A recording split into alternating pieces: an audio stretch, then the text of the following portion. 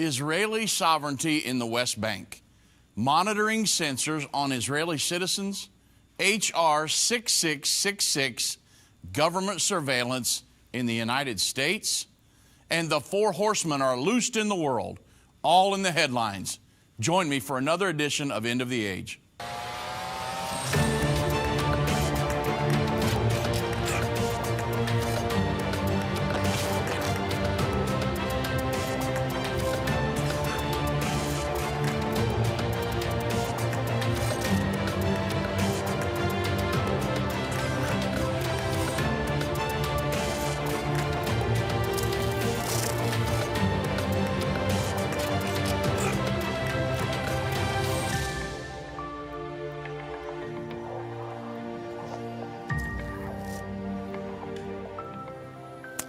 Well, good afternoon, everybody. I'm Dave Robbins with Endtime Ministries. Thank you for joining me on this edition of End of the Age.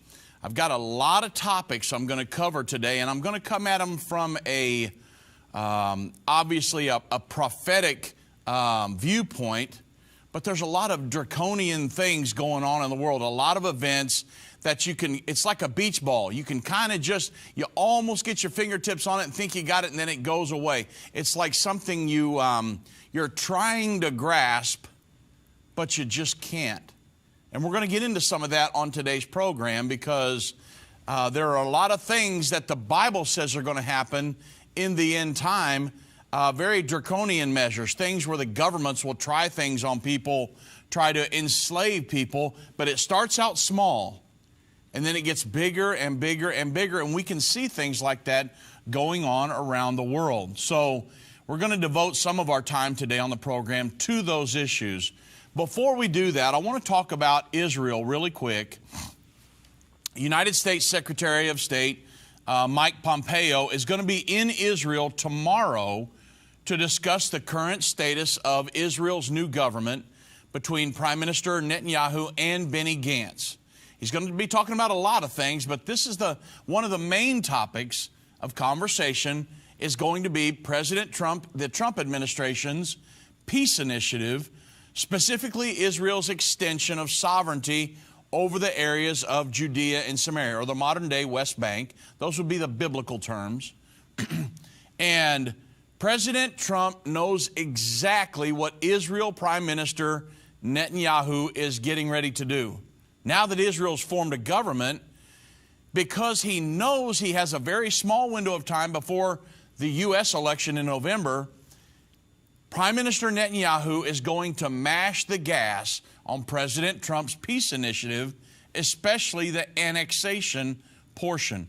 He wants to make sure he gets that done. He wants to get all of it done, but he'd like to get that part done concerning Israel before the U.S. election in November, because he sees that there might be a chance that President Trump might be ousted and perhaps a Joe Biden or, maybe at the 11th hour a Hillary Clinton. You never know what's going to happen nowadays.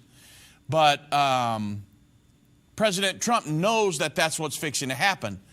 So immediately, right after once they started releasing the restrictions, lessening the restrictions on the coronavirus situation in Israel, Mike Pompeo is making a trip.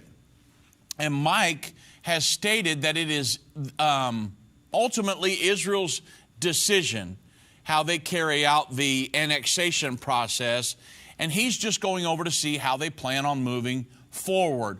Well, of course, from a prophetic standpoint, why is this important?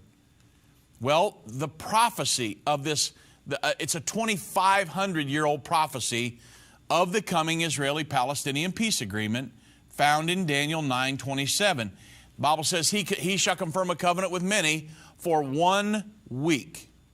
And in the midst of the week, he shall cause the sacrifice and the oblation to cease.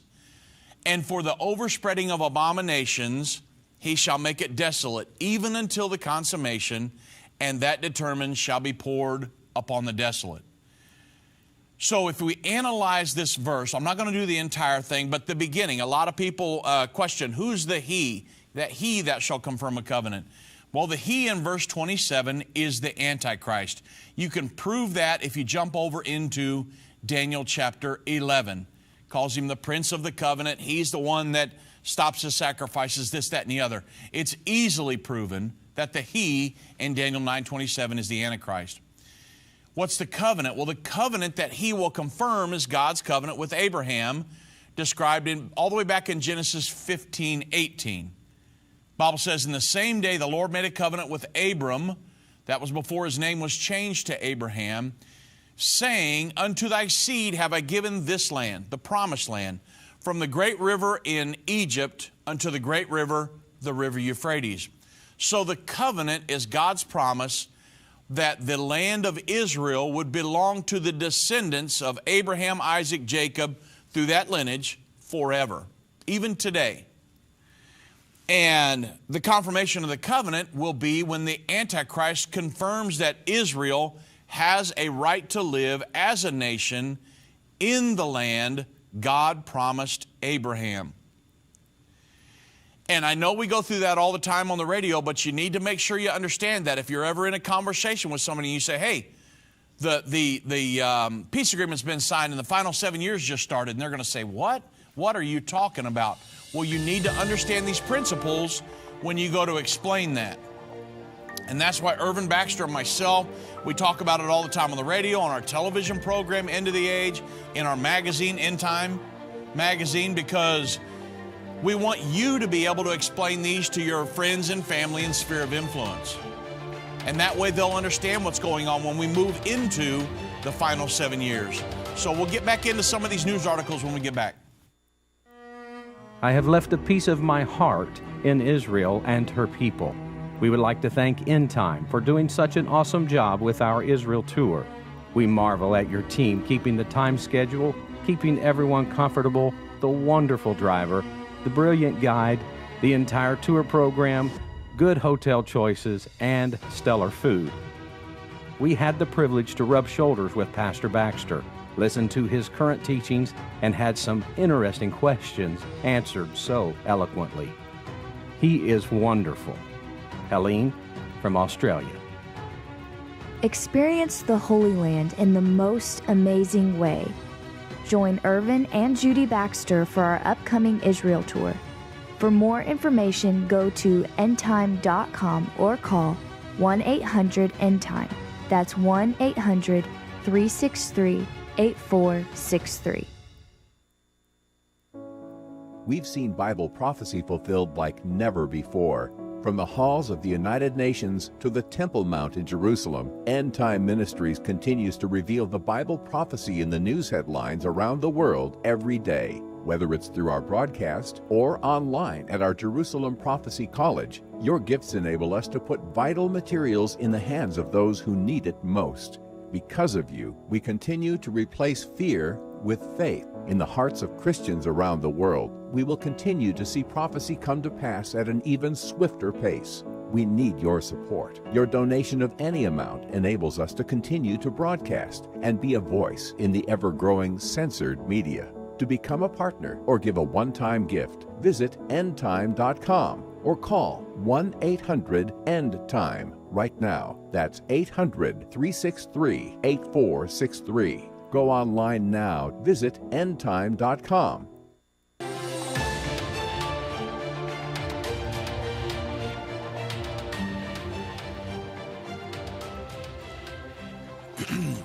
So in continuing on with the peace agreement, this passage, Daniel 9:27, says the confirming of the covenant will last for a week of years, or a 7-year period.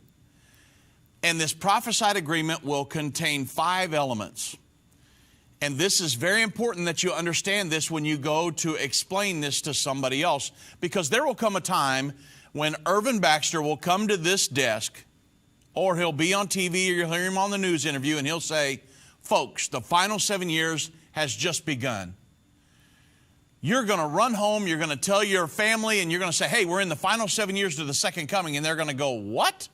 And you're going to say, well, yeah, let me explain it. And you're going to look at them. So how would you explain it? You need to understand these things that I'm talking about to be able to tell them what are the 5 elements that the peace agreement, the prophesied peace agreement, will include. Number one, the area of Judea, also known as the West Bank, will be given to the Palestinians as their homeland. That's going to be in the prophesied peace agreement, and it's going to be in the one that starts the final 7 years. The second element would be the Jews living in the Palestinian homeland, or the two-state solution part that is going to be created. They're going to be allowed to remain out there living in as a Jewish minority in that Palestinian state. And that's in the President Trump's peace plan. The third element, the Temple Mount will be placed under a sharing arrangement so that both Muslims and Jews will be allowed to pray there. That's not the case now, but in a future peace agreement it will be. Number four, the Jews will be allowed to build their third temple on the Temple Mount without disturbing the Dome of the Rock or the Al-Aqsa Mosque. Probably in that 8 to 10 acre plot just north of the Dome of the Rock. And the fifth element is that the issue of control of Jerusalem. That's one of the most unresolved issues on the planet right now. It's going to remain unresolved. They won't be able to solve it in the prophesied peace agreement. And so consequently, this status of that will be put off until later. It appears it's going to be a 7-year period. And I've got articles where they've already talked about an interim peace agreement because they know they're not going to be able to solve the Jerusalem situation. The Palestinians feel that that should be their capital.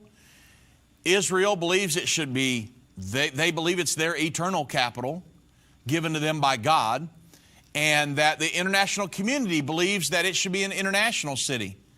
And there is actually a portion of Catholics that believe they should have control of the Temple Mount and this, that, and the other, and a lot of Jerusalem. So, I mean, it's not going to be solved all the way to the end. But Israel will retain control of that all the way to the end. We know that, but the issue is not going to be solved. So when the Palestinians and the Israelis agree to accept the prophesied plan, the Bible says the final 7 years to the Battle of Armageddon and the second coming of Jesus Christ will have begun. That's why it's very important that we understand why Mike Pompeo is in Israel tomorrow. Because he's going to be saying, okay, you guys formed a new government. I know you guys are going to want to charge straight forward getting this thing done. And he wants to know, how do we move forward? Here's our plan. What are you guys going to do? What's the first step? When's this going to happen? Step 1, 2, 3, and 4. That's what he's there for. That's one of the main reasons he's in Israel right now. You say, well, why would he go over there and they haven't even totally, let people get out from this coronavirus and all of their, what they've been staying home and this, that, and the other. Because he knows that they're fixing to mash the gas on this thing. And he wants to know, okay, here's what is going on. How are you moving forward? That's going to happen tomorrow. And I'm sure Irvin Baxter will be talking about it on the radio. It depends on what time the meetings happen. Of course, they're 8 hours ahead of us, so those meetings should be completed, and we'll see how the reporting goes. Now, I want to shift gears here a little bit because I want to talk about some things that are going on in the world that are really kind of questionable when it comes to Bible prophecy. CBN News, and a lot of this was on Drudge. I was surprised. Has anybody noticed the Drudge, back when President Trump was getting ready to be elected, they were pro-Trump, pro-Trump, pro-Trump. But now it appears like they're putting on a lot of articles that are almost kind of anti-Trump. Has anybody noticed that besides me? I follow the Drudge every day, and it's kind of like, what happened? Well, it's happening to a lot of news sources that I've followed over the years. And I'm watching this and I'm thinking, man, I don't really know if they've gotten to Drudge or what's going on, but you would have never seen articles again, an anti-Trump article on a Drudge type situation. But anyway, I still go to Drudge just to see what they have.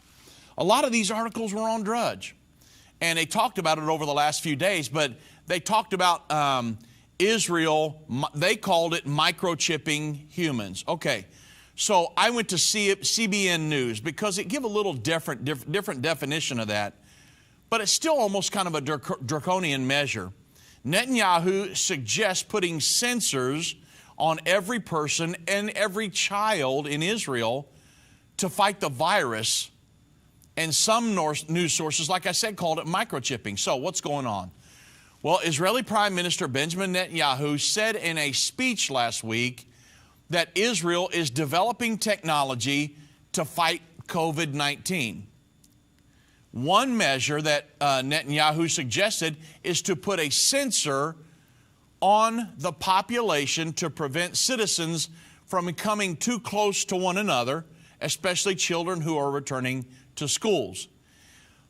Prime Minister Netanyahu said, I spoke with our heads of technology in order to find measures that Israel is good at, such as sensors. Adding a digital sensor, he said, will be on everyone, every person, every child. And the technology could be compared to what is used in the mobile eye of an automobile that warns, you know, when you back up and about the danger of getting too close to an object or other vehicles or pedestrians. And my car has a sensor on it that when somebody comes up on my left, back in my blind side here on my left, beep, beep, beep, there's a sensor that goes off. Well, they say it's something like that. And cyber resilience expert Anat Moran told Ynet News, she said, theoretically, I get the idea behind it, but although such distance sensitive, and she called it microchips, exist in vehicles, it's very different in humans. So he's not talking about, and a lot of people have said, whoa, look what Netanyahu is going to do. He's not talking about putting microchips in their hands and things like that. He was talking about putting a sensor on them. Now, how they would administer that, I don't know, but I don't think he's talking about putting microchips in their hands. Maybe a sensor that they would wear around their neck or something, maybe some kind of a little badge. But another concern in the article is who could be used the information from sensors or the microchips. Well, Netanyahu responded to that. His office said that the Ynet's report said the microchip data is not to be implemented through databases, but it's just a simple technology notifying people about their distance. You get too close, ding, ding, ding, it goes off. And it's a voluntary option that is designed to help children keep their distance.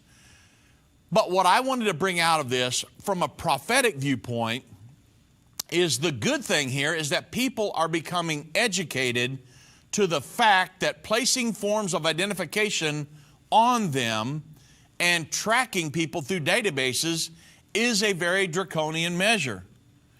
And even though this may be harmless, a kid puts a badge around his neck and it's got a sensor in it, so it keeps you 6 foot from somebody. I guess there's nothing wrong with that. But if the government were to mandate something, he's saying this is voluntary, if the government were to mandate that and, you know, it had identification, a lot of different things, and they get into chips and all this other, it's good. People resisting being placed in databases and tracking one another. It's the silver lining, really, one of the silver linings from this coronavirus pandemic. Yes, people are in kind of fear mode. But the thing is even people in Israel realize, look, if you're going to put us in a database and track us and do all this other, we don't want in that. And they were resisting it, saying, no, it's not going to happen. So people around the world, now I know the ones in Sweden I talked about yesterday, they're putting chips. Those people, I'd love to go teach all of them a Bible study. But the fact of the matter is there are people, there's one of my quotes, everybody, on social networking, the fact of the matter is, that the people in Sweden putting chips in their hand, there are people, a lot of people around the world that would resist that. And that's what you should do, according to the prophecies of the Bible. A mark of identification and tracking will be the ultimate draconian effort to implement the mark of the beast. So we should never become desensitized to the point where we would allow a mark of identification to put on or in our person. Revelation chapter 13, verse 16 through 17 says, "And he causeth all, both small and great, rich and poor, free and bond, to receive a mark in their hand or in their forehead, and that no man might buy or sell, save he that had the mark or the name of the beast or the number of his name." So we've got to make sure that people are educated about this and will resist it. And so you don't want to get something that starts out small, seemingly harmless, and it desensitizes. We don't want to be sensitized by these types of technologies throughout the end time, because you can become desensitized to the point where you think, well, I mean, it's a chip under my skin, so what? Or it's just an invisible tattoo. No. You absolutely cannot ever allow a mark of identification to be put on your person or in your person, and you can never get to where you would pledge allegiance to anything other than Jesus Christ. I mean, I pledge allegiance to the flag of the United States of America, one nation under God. If they took that out, I couldn't say that pledge anymore, because unless they recognize we are under God Almighty, my allegiance is to Jesus Christ, period. And I love this country. It was based on Judeo-Christian principles. I love America. But if America ever decided, well, we're not a godly country and we don't want any more to do with him anymore, I'm sorry. I can't pledge allegiance to that, because my allegiance is to Jesus Christ first and foremost. And so we don't want to become desensitized by these types of technologies throughout end time. You say, well, I don't think anybody really asked us to pledge allegiance to anything else other than our country or God or this, that, and the other. That's not true. There are people that already consider and I've got documentation for this, there are people that consider the United Nations blue flag a universal flag, and that we should all pledge allegiance to that. There are people that globalists, that already have that in their mindset. And so don't think in the near future, when the Antichrist comes on the scene, that he will not try to coerce you. The Bible says he will. He will coerce you to pledge allegiance to him and his world governing system. Now, beyond what Netanyahu was thinking about doing, just a censor put on everybody in Israel for this coronavirus stuff, this COVID-19 situation. In the news today, and I've seen this over the last couple, 2 or 3 days, people have been sending me articles and stuff on my Facebook, but in Drudge today, there was an article from the Washington Times, H.R. 6666, the author coined it a devil of a COVID-19 government surveillance plot. So you say, well, what's going on? Is this just another article that doesn't mean anything? Well, we need to talk about it, because a House resolution from Illinois Democrat Representative Bobby Rush has been put out that would put a big government in charge of tracking citizens' movements as they relate to COVID-19 mitigation efforts, even sending health bureaucrats to individuals' homes as necessary as the legislation states. And it has she said that it has the most apt number, 6666. I don't know if it has anything to do, she actually questioned, is this the mark of the beast? I don't know if that has anything to do with the mark of the beast. But again, these are kind of uncomfortable things that are happening that could be precursors, kind of desensitizing people. I mean, the government coming to your home.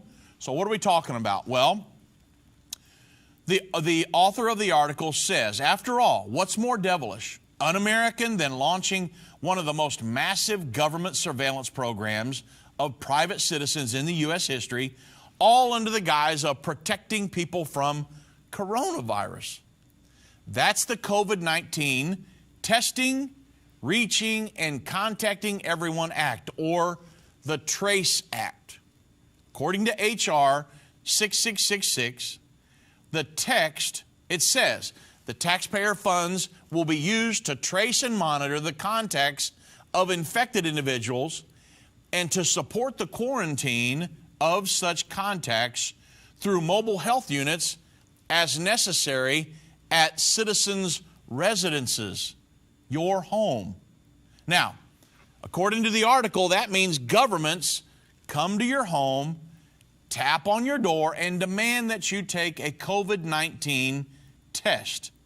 And if you test positive, that means the government makes you stay at home. She questioned, well, how? That's a good question. How would the government make you stay at home? What if you need groceries? What if you need this and that? What if you're alone? And it's a good unanswered question that needs to be asked. The article goes on to say the top dogs at the Health and Human Services and the Centers for Disease Control and Prevention are in control of dispersing this $100 billion to local governments to carry out this COVID-19 testing, and more specifically, to hire and train and compensate and pay the expenses of individuals to staff mobile health units and to knock on citizens' doors and to enforce compliance with the quarantining. And she said, this is nothing but a massive government surveillance program cloaked in a quote-unquote cure the coronavirus label. Now, in the article she mentioned the mark of the beast and this, that, and the other. Of course, everybody, you guys are educated enough to know this is not the mark of the beast, but it is a drastic measure leaning towards increased government surveillance. And it's something that I don't want to be a part of. I don't want the government coming to my house and asking me, hey, sir, have you been tested for the COVID-19 yet? Or we met your neighbor down the street who you talked to the other day. They've got COVID-19 now. Now we're going to come and they said they talked to you, so we're going to test you. And if you've been tested, we're going to make you stay at home for 14 days. Could that happen in the United States? There are people that would like for it to. Move Mountains with Irvin Baxter. This book by Irvin's grandson provides 30 days of devotion that will enhance your relationship with God and others. Authentic illustrations from early morning devotions at Endtime will help you find your purpose and eliminate fears. Commit to taking this 30-day journey and experience real life change. Get your book for only $14.99. Call 1-800-363-8463 or go to endtime.com/move. I have left a piece of my heart in Israel and her people. We would like to thank Endtime for doing such an awesome job with our Israel tour. We marvel at your team keeping the time schedule, keeping everyone comfortable, the wonderful driver, the brilliant guide, the entire tour program, good hotel choices, and stellar food. We had the privilege to rub shoulders with Pastor Baxter, listen to his current teachings, and had some interesting questions answered so eloquently. He is wonderful. Helene from Australia. Experience the Holy Land in the most amazing way. Join Irvin and Judy Baxter for our upcoming Israel tour. For more information, go to endtime.com or call 1-800-ENDTIME. That's 1-800-363-8463. If your station only carries the first 30 minutes of End of the Age, go to endtime.com and click the watch button to continue today's broadcast. You can also finish up later by clicking the archive button.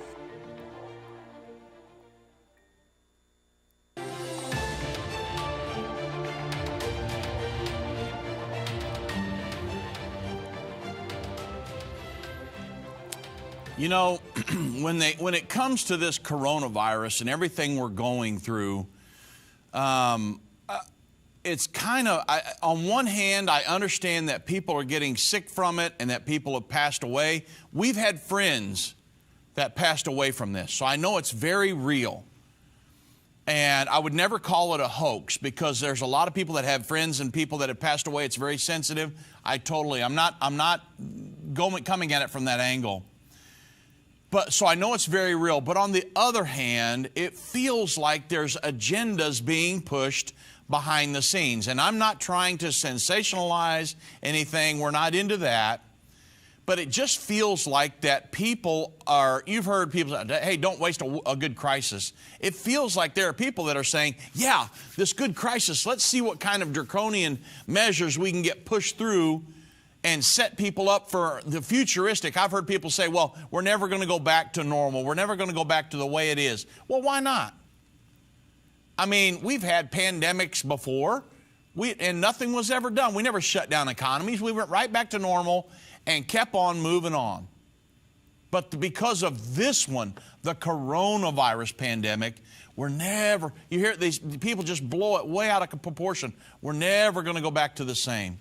And it's like they're pushing agendas. I've read articles and watched different things that people have sent me. And, you know, I always come at, Irvin Baxter, myself, Endtime Ministries, we come at things from a prophetic standpoint. What, in light of Bible prophecy, how does all this fit in? It's like that they're kind of setting us up for things that will come in the future. Government oppression and lockdowns and all this other stuff. And I'll be honest with you, I don't like it. And so, you know, honestly, I haven't wore a mask on purpose. I got my hair cut the other day and they made me wear a mask, but I'm just saying, I don't like it. I want to be free. I live in the land of the free, the home of the brave. This is America. And so I don't want that stuff here. And you can tell how President Trump, like, you know, Dr. Tony Fauci spoke today and was saying that, oh, he just gave this horrible, I mean, if you listen to that speech, you almost want to go hide under your bed. But obviously President Trump is saying in the face of all of this, hey, you governors, go ahead and open up. You know, let's get the thing going, because he realizes, I think, that we've kind of, you know, we may have, we shouldn't have shut down the economy like we did, okay? So at the end of the day, I think he kind of knows more than he's letting on, but he's trying to look out for our best interest nonetheless. But his hands are kind of tied in some ways. That's kind of what I'm seeing. However, when we talk about this tracing, imagine somebody coming to your door here in the United States. I'm not talking about China. I'm not talking about North Korea, those type situations, full-on communist countries. But I'm talking about the United States of America, the Associated Press. Just on the heels of the other article that I just went through, the Associated Press said, as nations reopen, warning emerges about virus tracing voids. I talked, I think, a couple weeks ago about what Bill Gates was wanting to do with the tattoo that he was wanting to. It's a little, like a little band they put on your arm, and it's got needles on the back, and it puts nanoparticles in under your skin, and that can be read with a light.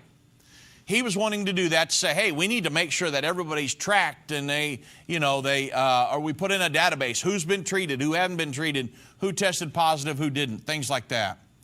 Well, this kind of goes right along with that. They're wanting to just put the squam down on people, even here in America, on who got this, who was treated, who didn't.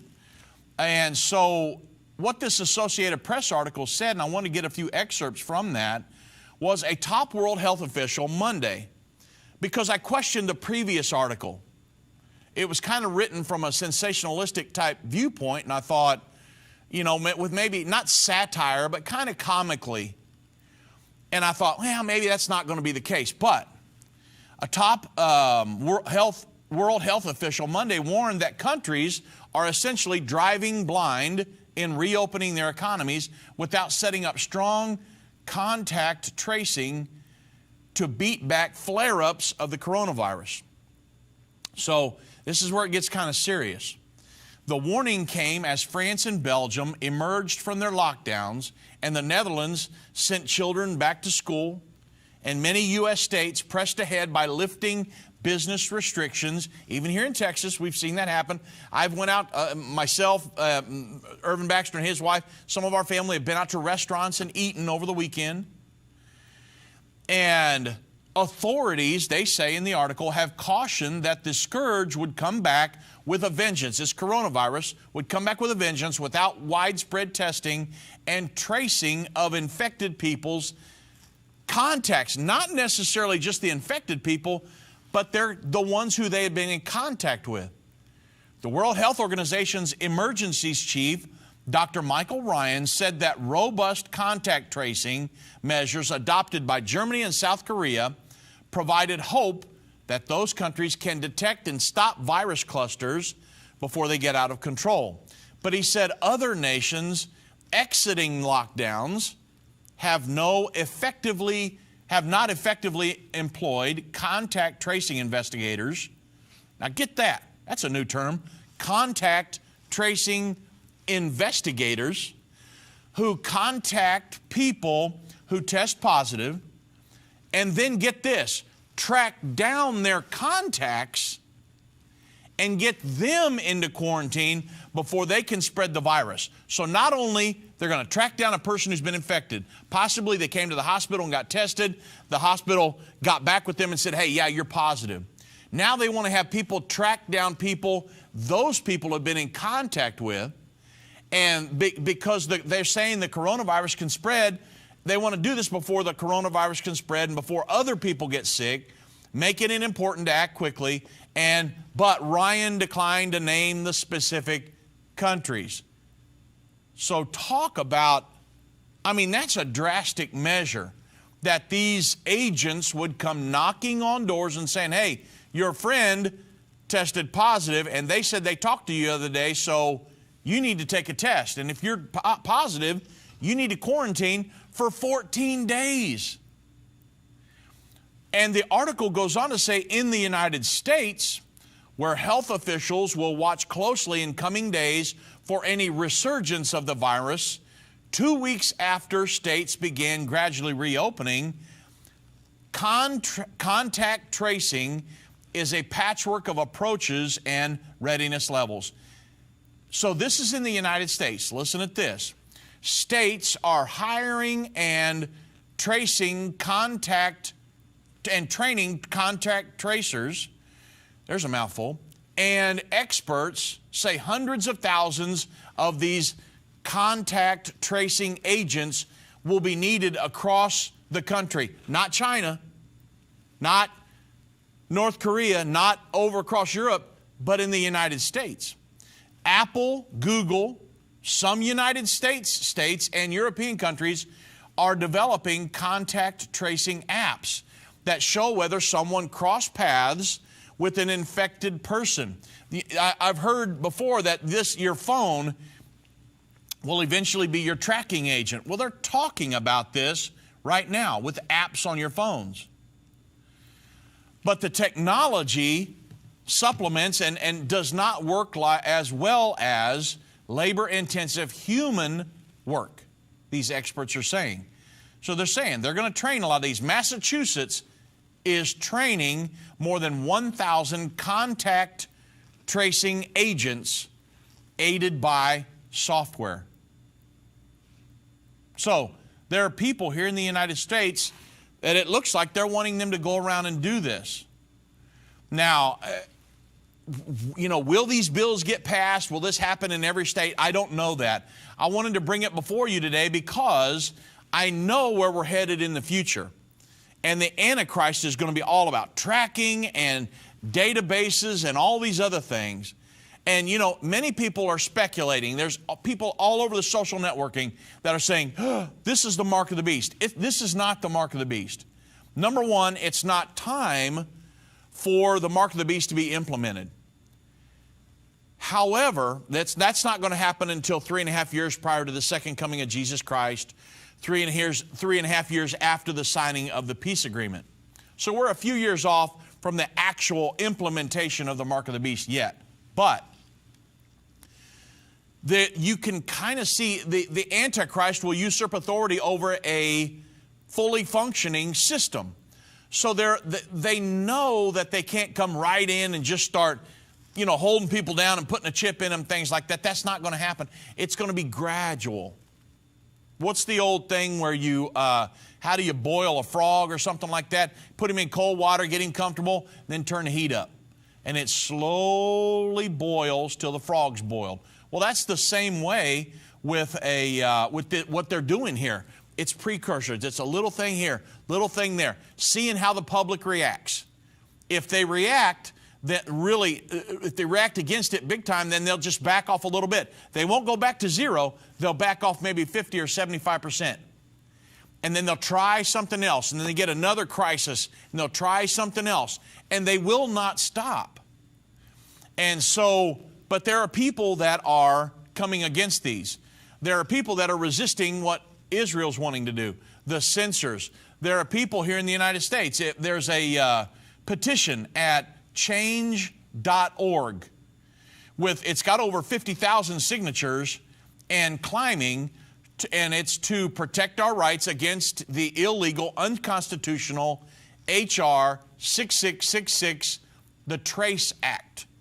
If you want to, you can go there and sign that petition. We don't want that here in America. And we've got through many pandemics over the last, 18, 20 years even. We've got through all of them. And I mean HIV, the swine flu, all of these different things, we've got through all of them. And yet, this one here, look how much the government has just come right down on everybody. And it's just totally different. It's like they're saying, hey, we've got a huge crisis here. We can't waste a big crisis. So let's put everything on the American public. And then once we get some backlash, then we're going to recede maybe 75%. And then we'll try another avenue. Then we'll try this. Then we'll try that. And get this, if you watch what's going on, they've said, okay, we're going to ease the restrictions and we're going to back off a little bit.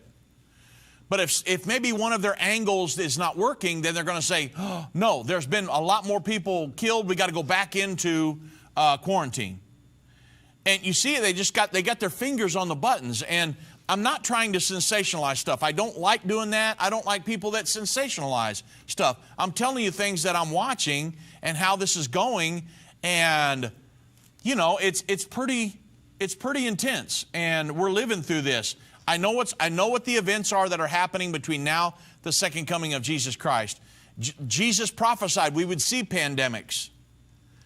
But I know that some of these things we will need to resist. And we've talked about it many times. The United States is not going to be involved in the world government in the end time. Well, we can't just sit back and cross our legs and hope that doesn't happen. There will be some things that we need to step up and speak and say, no, that can't happen here in America. You say, well, can we as Christians do that? Why not? I didn't say, let's take up arms and storm the White House. That's not what I'm saying. But I'm saying that there's nothing wrong with saying, I don't like that. I can't do that. That's not going to allow me. Talking about maybe them trying to curb your freedom of speech. I wouldn't allow that in America. Does the book of Revelation frighten you? Do its symbols confuse you? For centuries, the book of Revelation has been misunderstood and misinterpreted. In Revelation, the unveiling of Jesus Christ, Volume 1, Irvin Baxter unlocks the mystery of the book of Revelation with in-depth analysis and commentary like you've never heard before. This 10-part definitive DVD series and 268-page comprehensive commentary book covers the first 12 chapters of the book of Revelation, featuring on-location photography, classic artwork, and symbolic illustrations. You'll walk away with complete understanding and peace about the events happening during the final years on Earth. These comprehensive study tools, available for $299, will deepen your biblical understanding as you dig into the original intent of the book, answering the mysterious prophecies and symbols of the book of Revelation. Don't miss this special offer. Call now, 1-800-ENDTIME, or go to endtime.com to order. Call or go online now to get this comprehensive Bible study.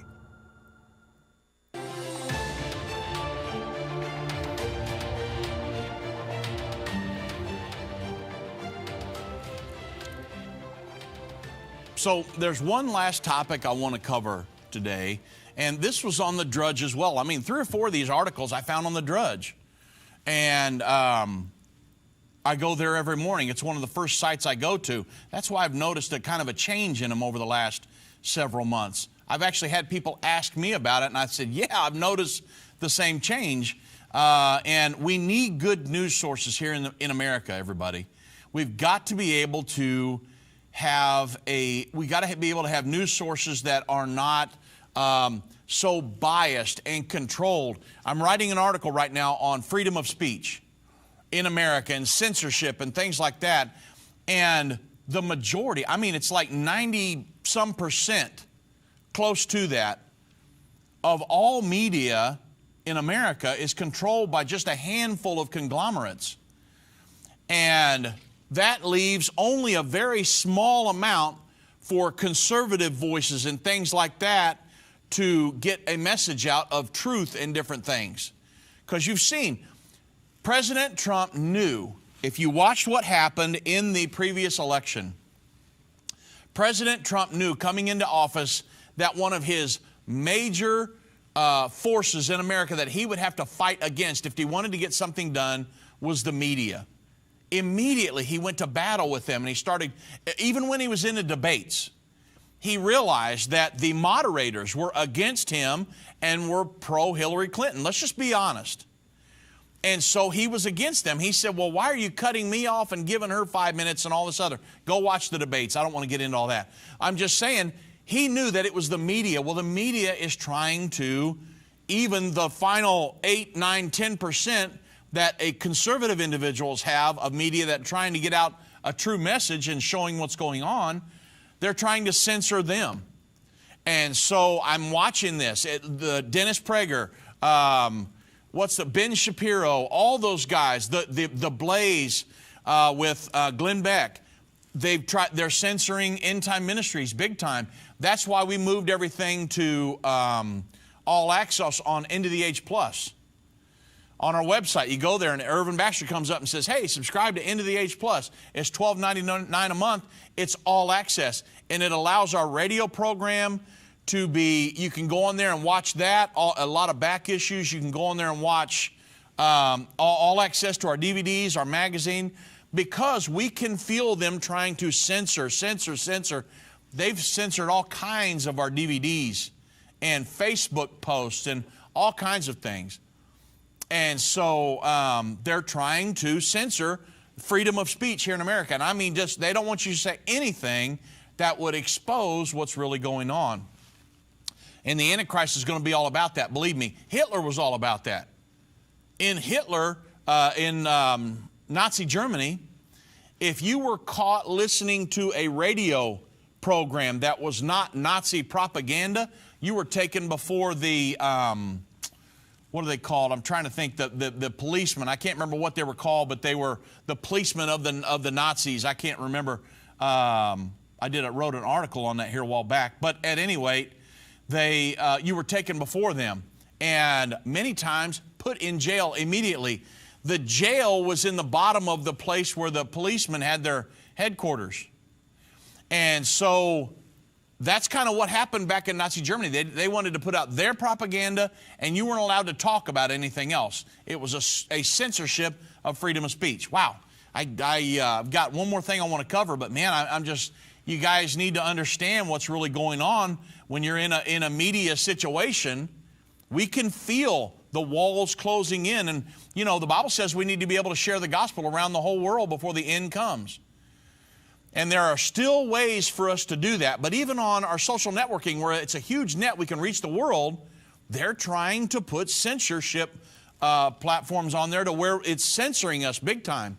And so that's why we went to End of the Age Plus, to where it's all access and you can get everything. And End of the Age Plus is simply a pipeline where we can push our content through. They don't care what you put in there. And so we're putting the truth in, and it's going all over the world, believe me. I'm getting contacts from people all over the planet. We've got people from, I don't know, 30 or 40 different countries, maybe 50 different countries that are part of our Jerusalem Prophecy College. And, I mean, it's really went gangbusters. So thank y'all for sticking with us through all of this, because it's going to be quite a fun ride before this all gets over with. Okay, so my last point here, I could talk about that the rest of the day. But the Express, this was on the Drudge as well. They said that the 4 horsemen are active. Bible scholars claim that the book of Revelation, the seals are broken. Well, that's actually true. But let me read a couple excerpts from the article. They said that the Bible scholars have sensationally claimed the end of the world could be upon us as they believe the four horsemen who bring about death, war, famine, and disease before the return of Jesus Christ in the Holy Book of Revelation have all been released. And that the four horsemen of the apocalypse appear in the book of Revelation where they are named as punishment of God. That's not necessarily the case. But some believe they are an analogy of real-life events to come in the future. One Twitter user said, the four horsemen of the apocalypse representing war, famine, pestilence, and death, as depicted in Revelation 6, are most likely causing the coronavirus worldwide. Okay, we would question that statement. Let's put it like that. And they also said, we don't see them, but we can feel their wrath everywhere. We're going to question that one as well. And then another one added, what if the coronavirus pandemic is one of the four horsemen? That's not a true statement. And this virus is the pale horse and horseman. Okay, we're going to disagree with that one. And a third outright claimed the four horsemen of the Bible are currently active. I would agree with that one. So is this the case? Are the four horsemen riding through the earth right now with death and hell and famine and killing people and this, that, and the other? Is that the case? Well, let's talk about the four horsemen in Revelation chapter 6. You know that the book of Revelation is it has a skeletal structure. 3 groups of 7. 7 seals, 7 trumpets, 7 vials. The four horsemen are the first 4 seals of the 7 seals. And the prophecy is found in Revelation chapter 6, verse 1 through 8. It says, and I saw when the Lamb opened one of the seals, and I heard, this is John, says, as I heard, as it were, the noise of thunder. One of the 4 beasts came unto me and said, hey, John, come and see. And I saw, and behold, a white horse. And he that sat upon him had a bow. And a crown was given to him, and he went forth conquering and to conquer. And when he had opened the second seal, I heard the second beast say, come and see. And there went out another horse that was red. And power was given to him that sat thereon to take peace from the earth, and that they should kill one another. And there was given unto him a great sword. And I beheld, and lo, a black horse. And he that sat upon him had a pair of balances in his hand. And I heard a voice in the midst of the 4 beasts say, a measure of wheat for a penny, 3 measures of barley for a penny. See thou hurt not the oil and the wine. And when he had opened the 4th seal, I heard the voice of the 4th beast say, come and see, John. And I looked, and behold, a pale horse. And his name, now this is the King James Version. And his name that sat upon him was Death, Hell, and hell followed with him. And power was given unto him over the 4th part of the earth, to kill with the sword, with hunger, with death, and with the beast of the earth. So Revelation 6:8 reveals 4 horses, a white horse, a red horse, a black horse, and according to the King James Version, a pale horse. To what are these colored horses referring to? That's the question. Well, many of the major prophecies in the Bible are given to us 2, 3, even 4, and 5 times. And you've got to look at every verse that pertains to that prophecy or that topic, regardless of what you're studying. You've got to look at every verse pertaining to that to get a well-rounded view. What's the author's trying to tell me? So when you read other accounts of that same prophecy, they provide more clues, better clarity. And it is like putting a puzzle together and then seeing the big picture once the puzzle's completed. Well, another account of this same prophecy about the 4 horses is referred to in Revelation 6, 1 through 8, is found in Zechariah chapter 6, verse 1 through 8. Zechariah saw the same colored horses, but he saw them pulling chariots. And instead of a pale horse, Zechariah saw a grizzled and bay horse. So Zechariah chapter 6, verse 4 through 5, it tells us what these horses symbolize. They're not necessarily horses. They're symbolic of something. So what are they symbolic of? Well, Zechariah said, and I answered and said unto the angel that talked with me, What are these? And the angel said unto him, These are the 4 spirits of the heavens which go forth from standing before the Lord of all the earth. So these 4 colored horsemen, they're not really horses. They're not going to be, I'm almost positive I seen a movie or a commercial or something one time where they had actually 4 horses coming across this land, and they were 4 horsemen, and there was a red, white, black, and green, or a pale colored horse. Well, they're not horses. There's not physical men. Those are just clues. They're symbolic of something. Well, they symbolize 4 spirits. So, quickly, the red horse. What spirit would represent the red horse in the earth today? Well, there's an international spirit that influences what people believe and how they live, what they do. It's the red spirit, red China, red Russia, red Romania, and it's communism. The red spirit is socialism or communism in the earth. Then you come to the white horse. What does the white horse represent? Well, the white horse is Catholicism. Now, I'm not going to have time on the program to explain all these different things. If you go through all the clues, we've got a lesson called Islam in Bible Prophecy. It goes through the seals. But the white horse is Catholicism. The black horse is capitalism. And there's all of the clues equal capitalism. I could give you proofs for that. Not going to have time. I've only got about a minute or so left. And then, so you had the red horse, communism or socialism. These are spirits in the earth that control the thought processes of men throughout the end time. Red, socialism, communism. It's that spirit. White, Catholicism. Black, capitalism. The spirit of black. You've heard of Black Friday, when a lot of people would, a lot of businesses think their books are going to go from red to black on Black Friday. That's why it's called Black Friday. And then the last horse was, in the King James Version, is a pale horse. William Tyndale, in a Tyndale Bible, translated it a green horse, which is the accurate translation. In a King James Bible, the word pale originally in the Greek was chloros. Chloros is green. Every time the word chloros was translated into any other verse in the New Testament, it's always green, the green grass. There's 3 or 4 other verses where it's translated green. Well, John was actually seeing a green horse. What's the spirit of green in the world today? Coming to power right now, we've seen a resurrection of it. Islam. So Islamism. So you have the red horse, communism, white horse, Catholicism, black horse, capitalism, green horse, Islamism. These are the 4 spirits that are in the earth today. Those 4 seals have been opened, but they're spirits controlling the thought processes of men throughout the end time. Yes, they have been opened.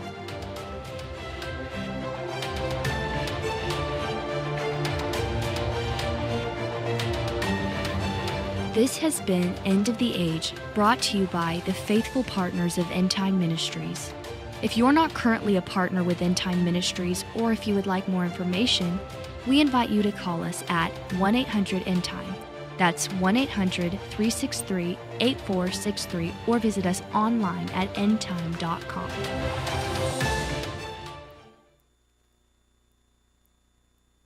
Thank you for watching. If you liked this video, subscribe to our YouTube channel and like